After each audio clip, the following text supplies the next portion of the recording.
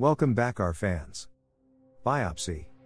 It is the microscopic examination of tissues removed from the living body to enable histopathological examination to reach proper diagnosis. Indications. When careful examination fails to reach the diagnosis. To recognize precancerous lesions. Lesions which present clinical signs of malignancy. Lesions that failed to respond to therapy in a limited period of time. To differentiate between lesions. As a general rule, when there is doubt, do biopsy. Contraindications. In cases of inflammatory lesions which may be due to allergy, viral, fungal or bacterial lesion, i.e. known cause. Compromise generalized health of patient. For example, patient on anticoagulant therapy. Proximity of lesions to vital, anatomic, physiologic, neural, vascular or glandular structures. Types of biopsies. 1 excisional biopsy. 2 incisional biopsy. 3 aspiration biopsy. 4 punch biopsy. 5 drill biopsy. 6 exfoliative cytology. 1. Excisional biopsy. This is performed when the lesion is so small that the entire pathology acts as a biopsy specimen, for example pyogenic granuloma, fibroma. Excisional biopsy. Elliptical incision should be attempted in order to ease suture. Elliptical incision. Suture. The suture should achieve good hemostasis. Facilitate healing and should be removed after 7 to 10 days. 2 incisional biopsy. When the lesion is extensive, as in white lesions, only a small portion as well as a piece of the normal tissues for orientation is obtained.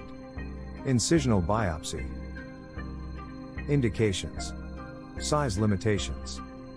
Hazardous location of the lesion. Great suspicion of malignancy. Aspiration biopsy.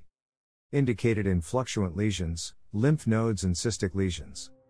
Aspiration biopsy, FNB. Investigate the fluid contents of the fluctuant lesions. A large gauge needle. The nature of the material obtained. Time of the procedures. Significance of the aspirated fluid. Aspiration biopsy. Significance of aspirated fluid. Epidermoid, sebaceous and dermoid cysts.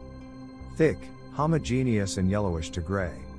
Early hematoma, hemangiomas and varicosities. Warm, fluctuant swellings. Aspiration of mucosally sticky, clear, viscous fluid. Punch biopsy. Indicated in inaccessible areas, for example oropharynx. A portion of the lesion is removed using a punch forceps. Advantage. It is quick and easy. No suture. Disadvantage. Limited depth. Difficult in mobile or vascular mucosa. Drill biopsy. Indicated in bony lesions, for example fibro. Osseous lesions. A hollowed steel drill in the size of a large burr is used with cutting teeth at its end and mounted on a straight hand piece. More than one specimen may be needed to represent the lesion. Exfoliative cytology. Advantages and uses. 1. Samples can be collected easily, minimal skills, and quickly prepared, stained and interpreted quickly, minimal instruments. 2. Minimal discomfort to the patient. Non-invasive and painless, easily done at the chairside, cost effective. 3. Ease of serial examination in long-term study. 4. Can be used in patients with systemic disorders where biopsy is contraindicated. 5. In follow-up. Exfoliative cytology. Disadvantages. 1. A negative cytology does not exclude the presence of cancer. 2. A positive report may be misleading in certain tumors showing varying degrees of differentiation. 3. A positive diagnosis should be followed by further confirmatory procedures, only in adjuvant. Indications. 1. Invasive biopsy not suitable, multiple, successive, invasive biopsies not practical. 2. Lack of patient acceptance. 3. In lesions that require long-term histological follow-up. Exfoliative cytology. The standard classification used in oral cytology. Report includes Class I, normal cells. Class II, suggestive of malignancy. Class III, obvious malignant changes. Brush biopsy. 2. Smear on slide. 3. Spray on alcohol fixative and let dry. Smear is a fast spread specimen for microscopic study. Smear. Uses in dental practice. To determine the morphology of microorganisms present in the oral cavity. To detect premalignant and malignant changes of the oral mucosa. To detect giant cells and other mucosal changes which occur in vesicular lesions. Essential biopsy principles. These data should accompany the specimen. Patient demographic data, the date of the biopsy, name, age and sex of the patient. The area of the biopsy and a brief description of the clinical appearance of the lesion and the associated symptoms, along with the tentative clinical diagnosis. 2. Inform the patient what you are doing. 3. Preparation of the surgical field.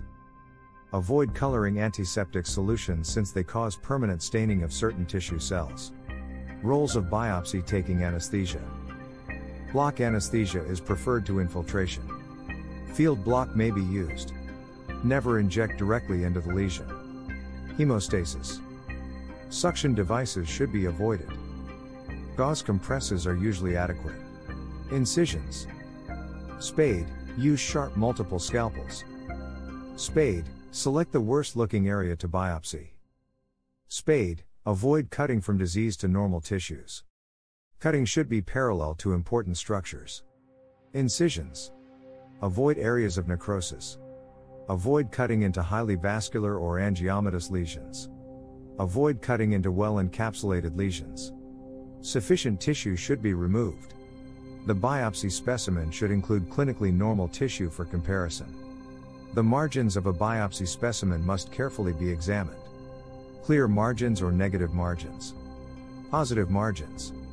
Soft tissues incisions should be elliptical in shape, producing a V-wedge that includes both the lesion and healthy margins. If various lesions are present, multiple biopsies should be taken. Incisions should be deepened until the base of the lesion. Dangers, complications, of biopsy.